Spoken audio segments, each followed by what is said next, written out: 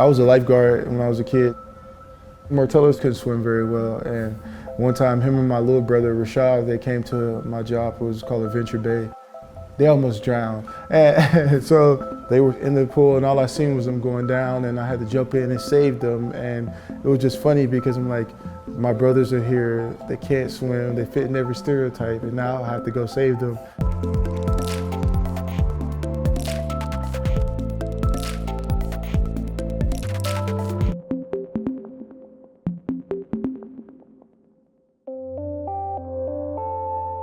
Me and my brother, we have like a rare relationship. I think it's very rare in life that you have a person that you would be willing to die for. As kids, they did everything together. You know, they were just inseparable. And I would say, you know, Dad had a lot of influence with that because growing up, he definitely instilled in them that, you know, as brothers, you know, you have to stick together and be close. And he did not tolerate them fighting at all. We were a little bit troublemakers. We liked to fish, we were super creative, we liked dirt bikes. Mike and Martellus always wanted go-karts for years, but one year we broke down as parents and said, okay, we think we're gonna get them some go-karts. They had rules that came along with that. No going on the main street, you know, stay in the air, you know, in the neighborhood. These are your boundaries right here. Every week they were like, Dad, we need new tires for our go-kart. I'm like, why the heck are the wheels going bad in the go-kart? These are brand new tires. Like when I figured out they was riding the go-karts around Highway 6 and down Houston to go to stores and stuff like that. I'm like, oh, that's why the tires have been eating up so bad, because they're on the main roads with them. They're really for off-road. My husband eventually was like, no, that's enough. We're getting rid of this. My dad was a superhuman figure to me because he always made time for me in such a way, and no matter what was going on at work, not as just, you know, as a father, but also as a friend. I remember a time when Michael was in middle school, and he wasn't doing good in this one class. It was a science class. So one day I go to the class and they're dissecting a frog. And he's the only kid that does not have a partner. I told the teacher, I was like, I'm his partner today. That's why we're so close as a family. That's why we're so close times like that when you need to show up. You know, I showed up. So Michael was complaining about his stomach for a while, and my husband and I, we would rush him to the hospital, and you know, the doctor would give him like a laxative or something, and we came home, probably home for a couple of days, and he was just in excruciating pain. I started throwing up yellow stuff, which this was toxic stuff coming out of my body, and it had needed a place that it needed an exit. When I got to the hospital, they were like, Mr. and Mrs. Bennett, you know, his appendix is ruptured and this is serious. So Michael goes into surgery, he has the surgery, and Michael spent so much time in the hospital. And he would get through one surgery, and you know, before you know it, it was another procedure. He went through like 3 major surgeries. I remember trying to create games, you know, just to keep him occupied and busy, you know, although he couldn't get up out of the hospital bed. But I remember taking the wastebasket of the hospital and putting it in the middle of the floor. And there were some other patients his age in the room at the time, and they would just shoot ball, you know, shooting it in the wastebasket. And as time passed, you know, some of those same friends that, you know, he was enjoying sharing the room sometimes, they would go, and he's still there. It was hard. That was one of the most scariest things ever, because we really thought we were gonna lose Michael. We really thought we would lose him. It was just a trying time in our life. It was very difficult. At one point, I didn't want to walk anymore because it hurt, and the nurse used to get mad at me, and my mom's, you know, she's a strong black woman. She would be like, okay, you're gonna walk today. I don't care what these people say because you laid in the bed so long. And I had to get him up and make him move and just push him and keep him motivated. You know, Michael, you can do this. Come on, let's get up. And weeks went by, I started to get stronger, and I started having more confidence. And ever since then, I just never lost confidence in myself because I feel like I was close to death. Thank God he was able to pull through it. Michael, you know, played football at a very early age. He always played Little League football, he and Martellus both, and you know, we'd be the football parents, always go to games.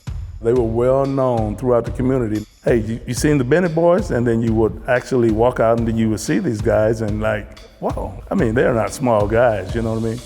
Michael was ridiculously strong. His 10-yard burst is amazing. Above all else, he had a motor that never turned off, and he worked hard to make sure that he didn't waste something. And I think that's a lesson learned for a lot of kids. Like I would stay out there and I would work harder than everybody. I would run more, I would lift more, I would study harder, I would do more. He always be on top of his game, and that was so impressive about it. Playing high school football for Michael, it was so much fun because he played obviously with his brother. Those experiences that we did together as a brothers was just great for me. I loved it. I still remember those times going out there on Friday nights. At first, me and Martellus I was a left side defensive end. He was a right side defensive end. Two bookends having a meeting at the quarterback. We would just be coming off the edge and just, wow. It's got to be a kid's nightmare, you know. And the coach was like, we can't practice with them both on defense. They would kill the quarterbacks at practice. And then my brother went to play tight end because he was like, oh, we need another tight end. And so from there on, he was the best tight end in the country from there.